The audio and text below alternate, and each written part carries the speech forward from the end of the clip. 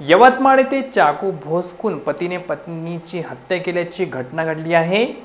पतीसोबत वाद झाल्यानंतर भावाकडे आलेल्या विवाहितेला पतीने गुरुवारी दुपारी चाकूने भोसकून खून केला। या घटनेची माहिती डायल 112 वरून पोलिसांना मिळाली। लोहारा पोलीस घटनास्थळी पोहोचले तेव्हा विवाहिता जागेवर गतप्राण झाली होती।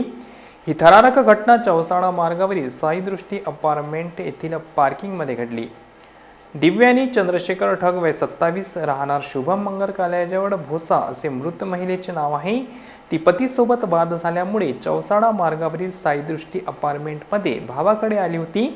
तिला 2 वर्षाचा मुलगा आहे। पत्नीवर संतापलेल्या चंद्रशेखर गुरुवारी दुपारी चौसाळा रोडवर पोहोचला। तेथे अपार्टमेंटच्या पार्किंगमध्ये दिव्यानी सोबत पुन्हा वाद घातला। या वादातच चंद्रशेखरने धारदार चाकूने तिच्यावर सपासप वार केले। हे दृश्य पाहणाऱ्या व्यक्तीने पोलिसांना डायल 112 वरून घटनेची माहिती दिली। लोहारा पोलीस तातडीने घटनास्थळी दाखल झाले, मात्र तोपर्यंत दिव्यानी जागेवरच गतप्राण झाली होती।